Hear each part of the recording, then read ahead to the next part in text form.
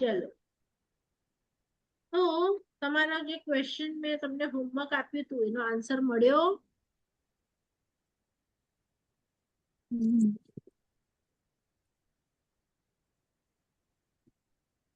રીટાબેન નહીં આપતા, તમે તો હતા મઝગામમાં, આપણે લીધું હતું ત્યારે. જે નવા છે એ લોકોને આપવા દો.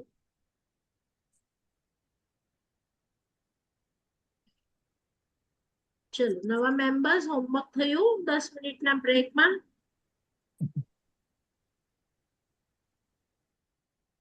તત્વાર્થ સૂત્ર.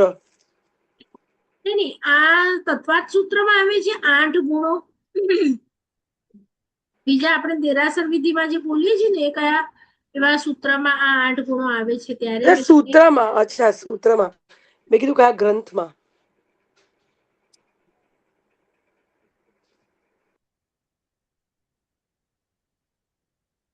બોલું, મેં તમને એ ગ્રંથનું એક્સપ્લેનેશન કર્યું હતું ત્યારે મેં તમને કીધું હતું કે આ સિદ્ધ ભગવંતના ગુણો છે. અહીંયા આર્યન ભગવંતને વિચારવાનું, અહીંયા સિદ્ધ ભગવંતને વિચારવાનું. સવનુણ સવદરિષિણ શિવ મયલ મરુહ. યાદ આવ્યું? એ બધા મેં કીધું તું કે આગલા શબ્દનો છે અરુહ, અવ્યાબાધ. એ 8 ગુણો એ સિદ્ધ ભગવંતના છે. અને નમોથુણમમાં આપણે જ્યારે બોલતા હોઈએ તો સ્ટાર્ટિંગના વિશેષણો બધા આર્યન પ્રભુને છે. અને ત્યાં વરનાણ કંસણ ધરાણ ને પછી નીચે છે. તમે જ્યારે બોલો છો ત્યારે એ 8 ગુણો એ સિદ્ધ ભગવંતના છે. શિવમયલ. હા, શિવ એટલે શિવમ, પછી અચલ, અરુહ, એમ. અનંત. હા, અથી શરૂ થાય, મણંત નથી, અનંત. અનંત જ્ઞાન દર્શન ચારિત્ર એ બધું લેવાનું. ને 8 ગુણો સિદ્ધ ભગવંતના છે. એટલે ત્યાં તમારે પૂદગલ રહિત એવા આત્માની વિચારણા કરવાની. એટલે સામે જે પ્રતિમાજી છે એમાં હજી આકાર દેખાય છે, પણ આ 8 શબ્દો બોલતી વખતે અરૂપી એવા આત્માની ધ્યાન કરવા, એમ. બરાબર? ખ્યાલ આવ્યું બધાને? અને અરિયંતા તમે કયા કીધા શું વર્ડ્સ? આગળ અરિયંતા ગુણના નમોથુણમ વર્ડ્સ. અરિહંતાણમ છે ને, નમોથુણમ અરિહંતાણમ ભગવંતાણમ. એ તો આત્માના ગુણો એમના છે. જે 8 ગુણના વર્ડ્સ નહીં, એ વર્ષ આખું. અરિયંતના થોડી 8 ગુણો છે, અરિયંતના 12 છે. પણ એ હા, સોરી, 12. હા, પણ આ તો અરિહંત પ્રભુને આ બધા વિશેષણોથી ઇન્દ્ર મહારાજા બોલે જ છે કે લાગે. તમે કેવા છો? પુરુષોમાં ઉત્તમ છો, સિંહ જેવા છો, કમળથી પણ શ્રેષ્ઠ, હાથીથી પણ શ્રેષ્ઠ, એમ બોલે છે. પણ નીચેના જે 8 બોલે છે એ જયારે પ્રભુ સિદ્ધ બની ગયા, આર્યન પ્રભુનું નિર્વાણ થઈ ગયું, માત્ર અને માત્ર આત્મા રહ્યા, ત્યારે એ બોલે છે.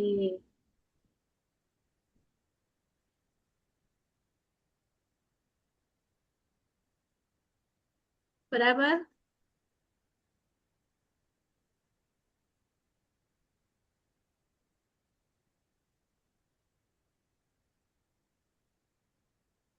શું ખ્યાલ આવ્યું?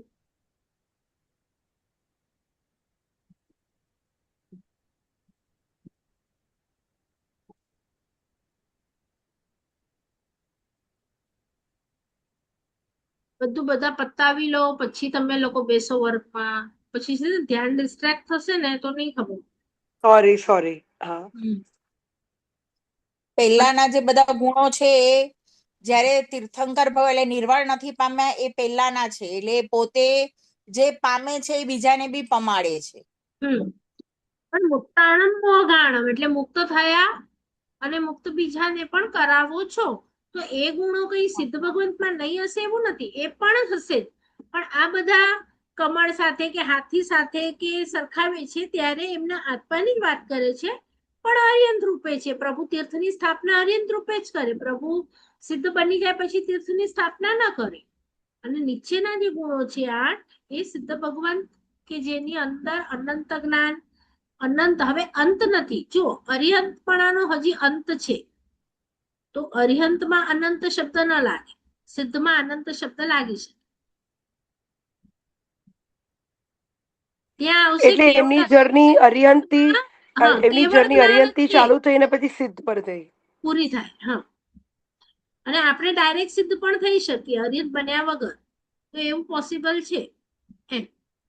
લાખો કરોડો મુનિ ભગવાન સિદ્ધ થઈ શકે પણ અરિહંત ન બની શકે. એટલે અરિહંત માટે આપણે વિશેષ સ્થાનક વગેરે જોયા. અરિહંત અને સિદ્ધની વચ્ચેનો જે મેઇન ડિફરન્સ છે કે આમાંથી 24 જ અરિહંત થયા, તો એ જે મેઇન ડિફરન્સ છે એ શું છે?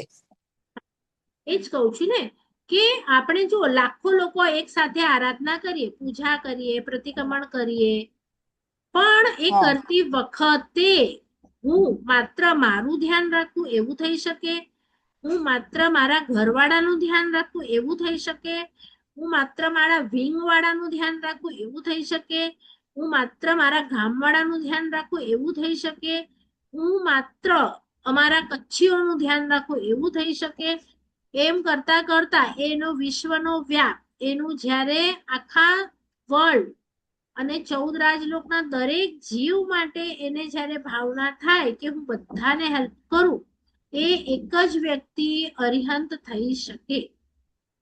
પછી જેને 90% માર્ક્સ મળે, એટલે સિદ્ધ ભગવાન સારું એટલે બધાની ભાવ કરી શકે પણ તો બી લિમિટેડ ઓલા માટે જ કરી એને શકે. ના ભાવ પણ ન થાય, એને ખાલી પોતાને તરવાનો જ ભાવ અને પોતા માટે જ આરાધના કરે.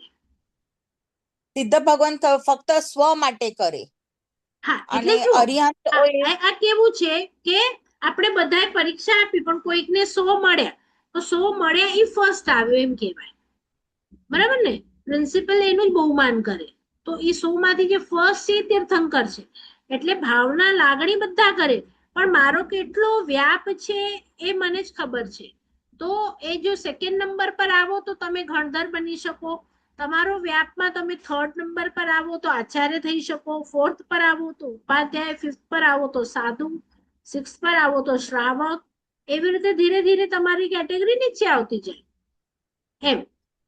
પણ તમે મોક્ષે તો જઈ શકો, પણ મોક્ષે જવા માટે કઈ ઓલું નથી. પણ એને કેમ વધુ ફેસિલિટી મળી, કેમ સંવત્સરણ રચાયું, કેમ માસ્ટર પ્રાતિહાર્યો એની માટે, 1000 કરોડ દેવો એમની સાથે, તો કે એણે દરેકે દરેક જીવ માટે જે શુભ ભાવ કર્યો ને, તો એનું પુણ્ય એટલું વધી ગયું.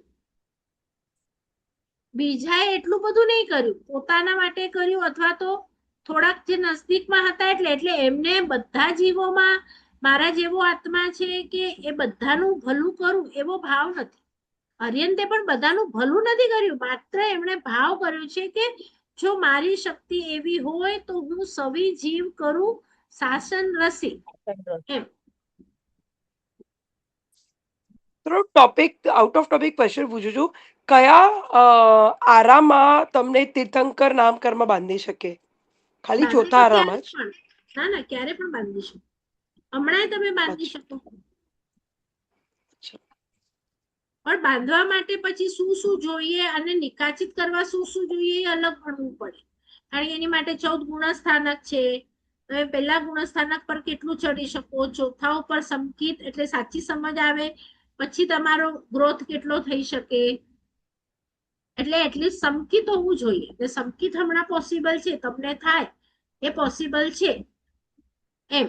પણ એ તો મેં કીધું ને 20 સ્થાનક ફોર્મ ભરીએ એટલે તમે માત્ર ફોર્મ ભર્યું છે, હજી પાસ નથી થયું. તો એ તમે પાસ કરવા માટે એક ગુણ કહું કે સમજો સતત સંવેગ ને સતત નિર્વેદ એમ 2 ગુણ છે.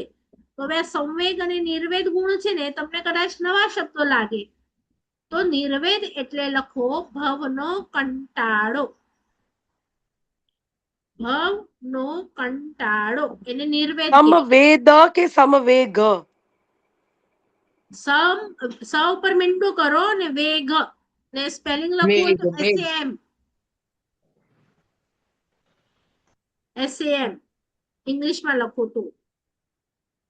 હવે સંવેગનો અર્થ છે મોક્ષનો રાગ, મોક્ષનો રાગ. હવે જો અને એ નિર્વેગ કે નિર્વેદ? નિર્વેદ. નિર્વેદ.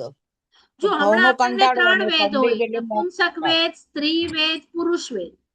પણ નિર્વેદ એટલે શું કે મને હવે કોઈ જ વસ્તુ નથી ગમતી એમ.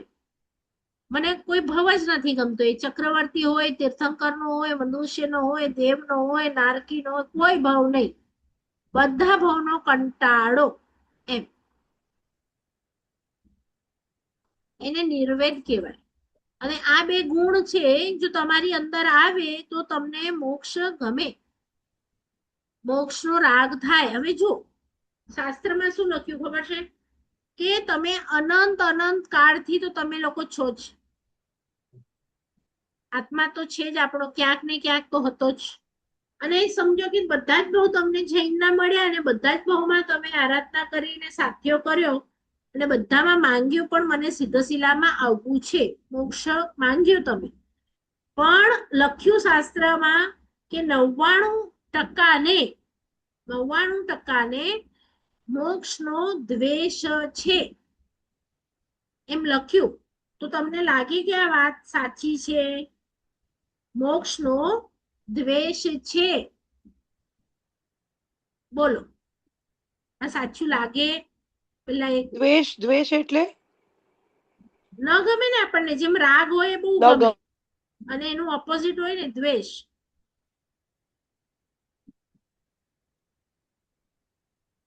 તો મોક્ષનો બધાને દ્વેષ છે એમ લખ્યું, એ બિલીવ થાય પેલા એ મને કહો.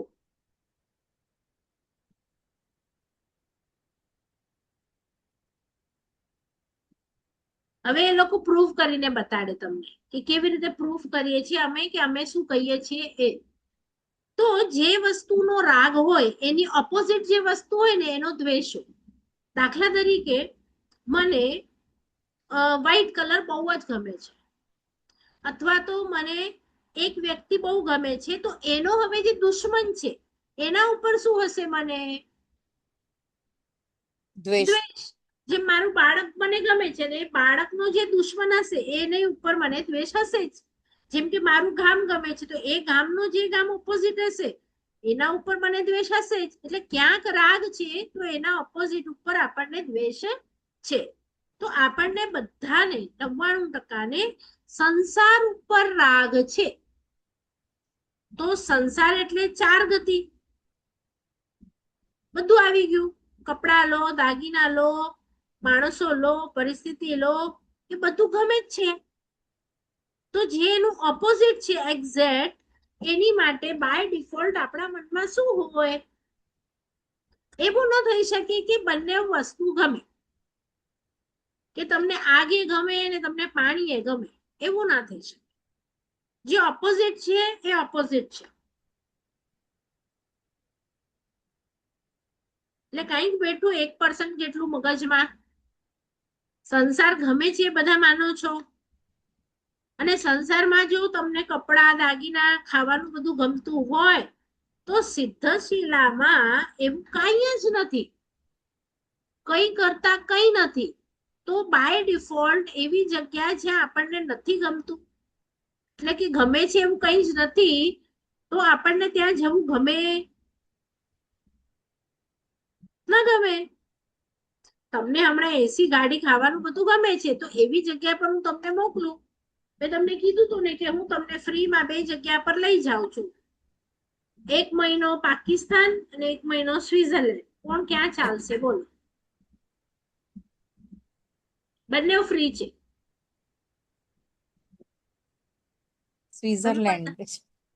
કેમ ત્યાં જાવ છે? હું તો તમને પાકિસ્તાનમાં પણ પૈસા તો નથી જ લેવાની, પણ મને પાકિસ્તાન જવું છે હા, જોવા. હા, એક જ કહું તો 99% બધા એમ કે સ્વિટ્ઝરલેન્ડ. બરાબર. કારણ કે ત્યાંનું થોડું ઘણું તમને ખબર છે કે બરફ હશે કે ગ્રીનરી હશે, કે હા કોઈકને ખબર છે કે પાકિસ્તાનમાં પણ બ્યુટીફુલ કાશ્મીર છે, એવી ખબર જ નથી એકચ્યુઅલી ઘણા લોકો, કે ઘણી એવી જોવા જેવી વસ્તુઓ છે, પણ એક નામ આવડે ને પાકિસ્તાન, એટલે આપણને હમણાં કોઈ બીજો કન્ટ્રી પણ પાકિસ્તાન પર કઈ કરી આવશે ને તો અંદર તમને ખાસકારો થશે. બોલો, એટલે તમારું કઈ નથી કર્યું પણ તમને થશે, કારણ કે તમને ઇન્ડિયા પ્રત્યે પ્રેમ હોય ને, એટલે એનો જે ઓપોઝિટ હોય ને ત્યાં તમને બાય ડિફોલ્ટ દ્વેષ હોય ને હોય. તો જો આપણને અહીંયા બધું મળે છે, ગમે છે, કપડા, દાગીના, હવે મારે તમને જૈન દર્શન એ કે છે કે ચલો તમને જે ગમે છે હું તમને આપું છું. આઈસ્ક્રીમ ગમે છે ને આઈસ્ક્રીમ આપું છું, ખાવાનું ગમે છે ને ખાવાનું, કપડા ગમે ને કપડા, દાગીના ગમે ને દાગીના. પણ તમે રોજ નવા નવા નવા સાડી લો કે દાગીના લો કે ખાવાનું લો, આઈસ્ક્રીમ લો કે તમને સ્વિટરલેન્ડ ગમે છે તો 12 મહિના ત્યાં રહો, પણ 2 વર્ષનો 3 વર્ષનો, પણ પછી અહીંયા નહીં આવવાનું. પછી તમને એમ થશે કે હવે ક્યારે હું ઇન્ડિયા જાઉં, ત્યાંનો સન માણું, ત્યાંનું વરસાદ, એવું પછી ત્યાં કાંઈ ન હોય. તો જો તમારું એમાં સુખ છે તો તમને ત્યાંથી ભાગવું કેમ છે? કે આઈસ્ક્રીમમાં સુખ છે તો 50 નહીં 60 ખાઓ, 60 નહીં 70 ખાઓ, પણ એ 70 વખતે તમારો જે પ્રેમ છે આઈસ્ક્રીમ પ્રત્યેનો એ વધશે કે ઘટશે? તો કેમ ઘટે છે? પ્રેમ છે તમને તો કેમ ઘટે છે? સુખ છે તમારું, એમાં સુખ છે તો કેમ ઘટે છે? તો શાસ્ત્રમાં લખ્યું સુખ વધવું જ જોઈએ, ઘટવું ના જોઈએ. તો એ ટેમ્પરરી એક ફેઝ છે કે હમણાં ગરમી ગમે છે, ગરમી હશે તો ઠંડી ગમશે, ઠંડી હશે તો વરસાદ ગમશે. આપણો ટેસ્ટ કેવું છે? ચેન્જ નેચર વાળું. થોડુંક થઈ ગયું તો બસ થઈ ગયું, પછી ચેન્જ જ જોઈએ આપણને. એકમાં આપણે સ્થિર રહી શકીએ નહીં. નહીં. બરાબર? તો અહીંયા શું કે છે કે મને તાવ આવ્યો અને મને એક ગોળી બરોબર કરી દીધો, તેનો અર્થ એવું થયું કે એ ગોળી ઉપર મને પ્રેમ થઈ ગયો કે આના લીધે તો બરોબર થઈ જાય. તો એના ઉપર મારે પ્રેમ કરવો હતો, એ મારું સુખ છે કે એ મારા દુઃખનો ઉપચાર છે? બંને વસ્તુ અલગ છે. કોઈક વસ્તુ સુખ હોય અને કોઈક વસ્તુ દુઃખનો ઉપચાર હોય. એટલે આપણે જૈનોએ શું સમજી લીધું કે જે દુઃખનો ઉપચાર છે એને સુખ સમજી. મને ગરમી થતી હતી, એમાં એસી ઓન મળી ગયો તો મને જરાક સુખનો અનુભવ થયો. પણ મને જો 108 ડિગ્રી કે 4 ડિગ્રી તાવ હોય અને એસી ઓન હોય તો મને એમાં સુખનો અહેસાસ થાય. એટલે તમે સમજ્યા? મને ભૂખ ઘણી જ લાગી હતી, એમાં મને રોટલો મળી ગયો તો મને મજા આવી ગઈ.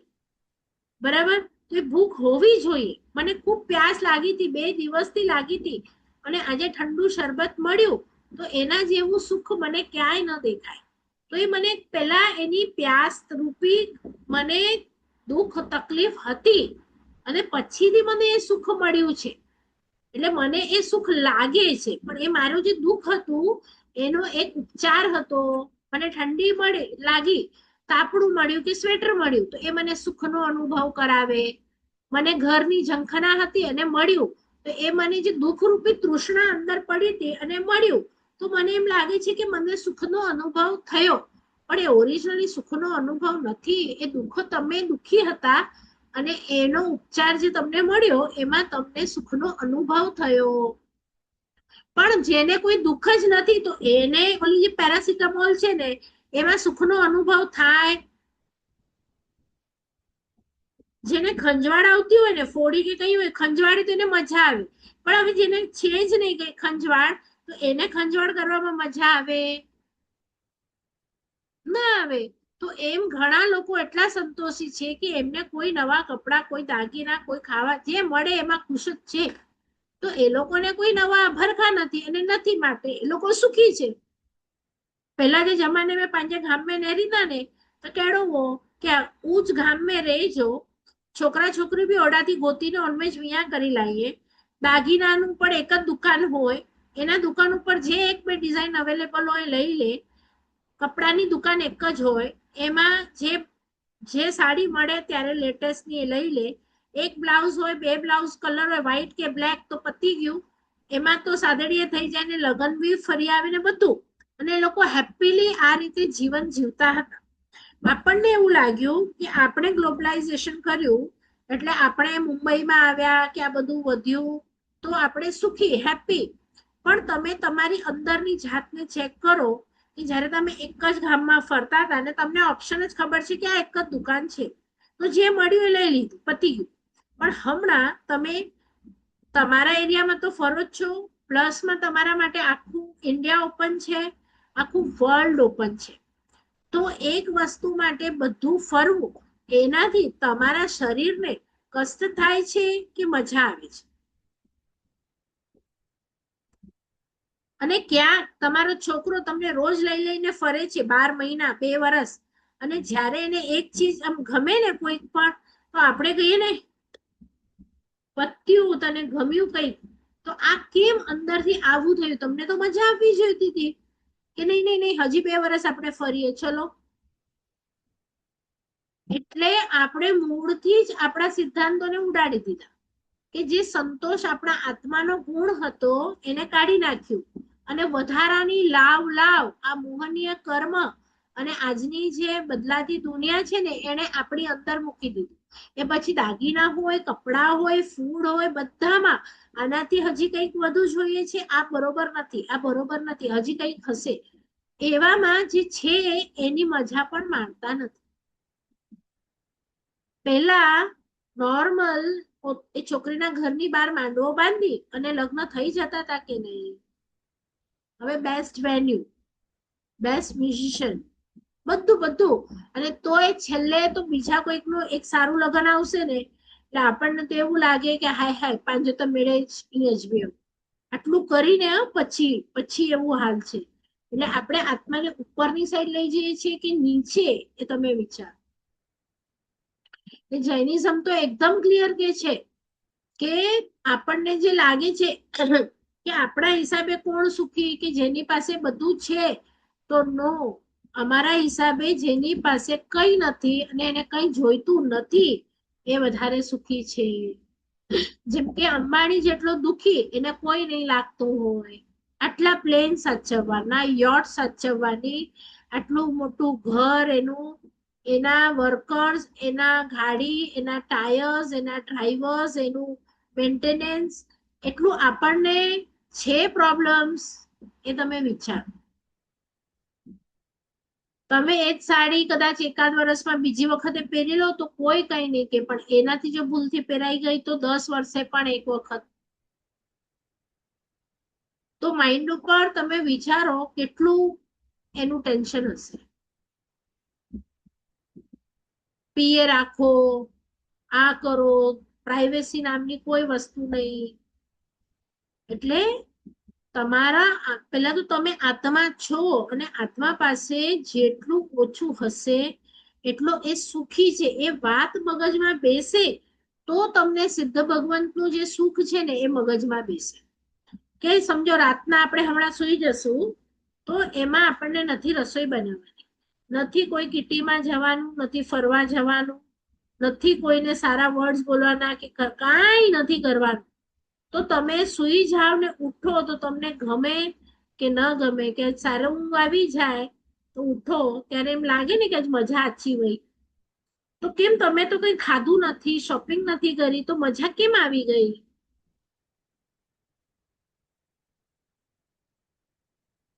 કારણ કે કઈ ન કરવામાં પણ સુખ છે.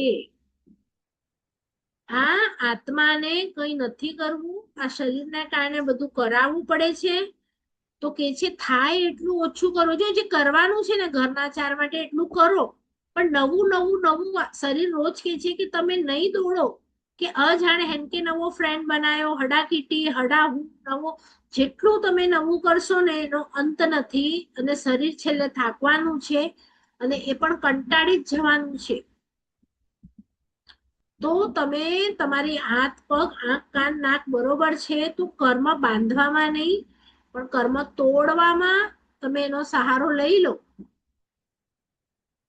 કારણ કે દરેક ક્ષણે કર્મ બંધાય છે, અને એ મને નથી બાંધવા, કર્મ ઓછા બંધાયેલા હશે તો જ મારા ભવો ઓછા થશે.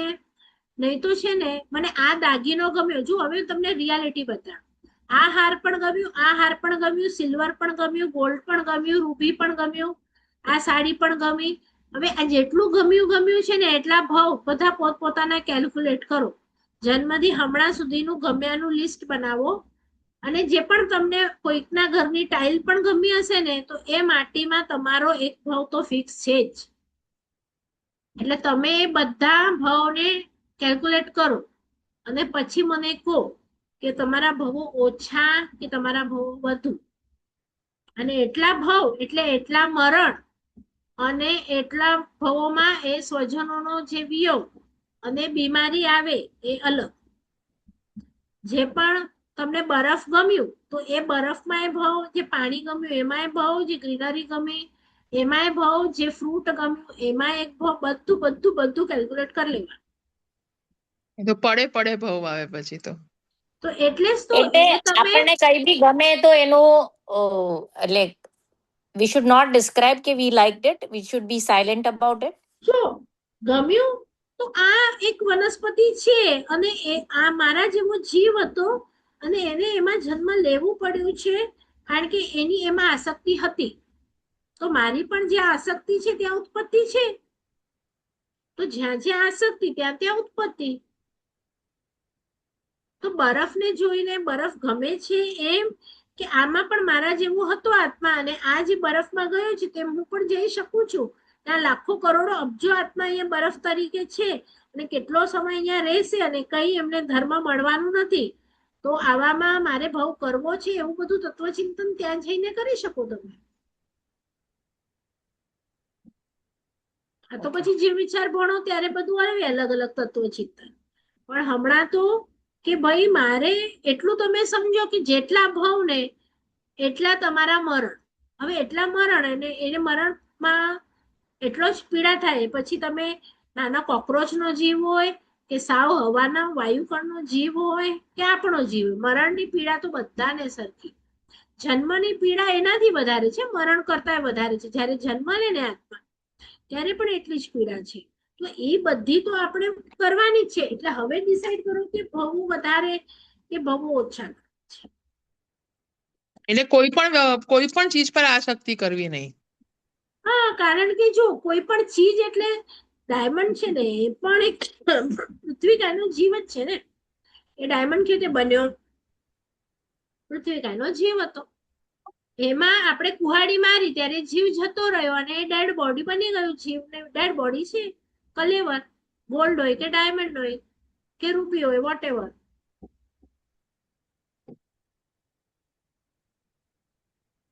એટલે આ તો સમજણ આવે તો આપણે આ બધું કરી શકીએ, માઇન્ડ આપણું ચેન્જ કરી શકીએ કે ઠીક છે મારું પુણ્ય છે, મારા પૈસા છે ને મારે મારા સ્ટેટસ મુજબ. જો એવું નથી કહેતી કે અબજોપતિ છો ને 100 રૂપિયાનો સાટલો પહેરીને ફરો, પણ બધું પુણ્ય એમાં પણ નહીં વાપરવાનું અને વાપરતી વખતે કોઈક આપણને નીચા મળે તો એના તરફ તુચ્છકાર ભાવ પણ ન આવવો જોઈએ. એ એના કર્મ મુજબ જીવે છે, હું મારા કર્મ મુજબ જીવું છું. અને તમને કોઈક છતાંય તમે મોટા સત્કાર્ય કરો અને કોઈક તમારી અનુમોદના કરે તો કહેવાનું અમારી ન કરતા, અમારું તો કઈ ગજું જ નથી. અમે તો જે પણ પુણ્યથી મળ્યું છે એનો યુઝ કરી રહ્યા છીએ. અને પુણ્ય ક્યારે બંધાય તમારું? કે જ્યારે તમે કઈક અગલા ભાવમાં દેવ કે ગુરુ કે ધર્મની આરાધના કરી હશે, એ લોકોની આરાધના ન કરીએ તો પુણ્ય બંધાય નહીં. અને પુણ્યના કારણે પૈસો મળે તો એ બધું એમની કૃપા છે. એટલે દેવગુરુ પસાય કરીને ત્યાંથી હટી જવાનું. તમને રૂપ મળ્યું તોય દેવગુરુ પસાય, ધન મળ્યું તોય દેવગુરુ પસાય, તમને જે મળ્યું છે દેવગુરુ પસાય. એમાં તમારે ફાંકો કરવાનો શું? તમારું પોતાનું એક પૈસાનું કઈ નથી. તમારું હમણાં પુણ્ય ખતમ થાય, હમણાં તમારું રૂપ જાય, હમણાં તમારા પૈસા જાય, હમણાં તમારું બધું ચાલ્યું જાય. તો તમે તો છો જ. તમારા હિસાબે બધું હોત તો તમારું ચેન્જ ક્યારે આવવું જ ન જોઈએ. કેમ આવે છે ચેન્જ? બોલો. તો આપણે અમુક ચીજો જે આપણે નો વાપરતા હોઈએ એ આપણે અમુક બધું વોસીરાવી નાખીએ તો એમાં થોડોક ફાયદો થાય ને. કરી નાખવું. એટલે હવે આપણે I think I have heard it કે હવે આપણે સપોઝ એક નંબર લખી નાખી કે હું આ વર્ષમાં ખાલી 100 ડ્રેસ લઈશ વોટેવર, તો બીજા બધું તો વોસીરાવી નાખ્યું એવી રીતે. તમને એટલો આરામનો પાપ ના લાગે એ આપણે લઈશું. એક વખત 12 વ્રત પણ લઈશું કેવી હા, રીતે હોય છે. એક હા, એ આગળ આવશે તમને, કારણ કે 5 એક મહાવ્રત 12 વ્રત અને એક 14 નિયમ, આ એક બે કરી એક સેશન. હા હા, પણ આ તો તમને ખાલી કે આ બધું સિદ્ધ ભગવાન, જ્યારે આપણે 20 સ્થાનક બી કરેલું ને ત્યારે મેં તમને કીધું હતું કે અર્યંતની મેં આરાધના કરી તો એનું રિઝલ્ટ શું કે મારી અંદર કરુણા પ્રગટ થવી જોઈએ. અને મેં કીધું તું સિદ્ધનું હમણાં નથી સમજાવતી, આપણે સિદ્ધ પદ લઈશું ત્યારે હું સમજાવીશ. તો એ સિદ્ધ પદ નું રિઝલ્ટ શું કે તમે આજે સિદ્ધના 8 ખમાસના આપ્યા કે તમે આરાધના કરી, ખમાસ મળવાનું તમારા આત્મા પર શું રિઝલ્ટ આવવું જોઈએ? તો કે છે કે મારો પૂદગલનો રાગ ઓછો થવો જોઈએ. છે મને એક વ્યક્તિ તરફ રાગ છે, કે વસ્તુ તરફ રાગ છે, કે પરિસ્થિતિ તરફ મને જે રાગ છે, ગમો છે, એ મારો ઓછો થવો જોઈએ. એક વ્યક્તિ છે મને બહુ ગમે છે, તો એ વ્યક્તિની અંદર અસુચિ કેટલી છે, તમે એનું આખું શરીર અંદરથી ઇમેજિન કરો કેવું છે, અશુચિથી ભરેલું છે કે સરસ છે. તમે કોઈ પણ વસ્તુ લો તો એ વસ્તુનું આગળ અને પાછળનો વિચાર કરો ને તો એ વસ્તુ તમને પછી ગમે જ નહીં. એવી જ તમે પરિસ્થિતિનું લો તો કોઈ પણ વસ્તુ કે વ્યક્તિ કે પરિસ્થિતિ પર રાગ કરવા જેવો નથી. મારા આત્મા ઉપર જ રાગ કરવાનો છે, આત્માના ગુણો ઉપર રાગ કરવાનો છે.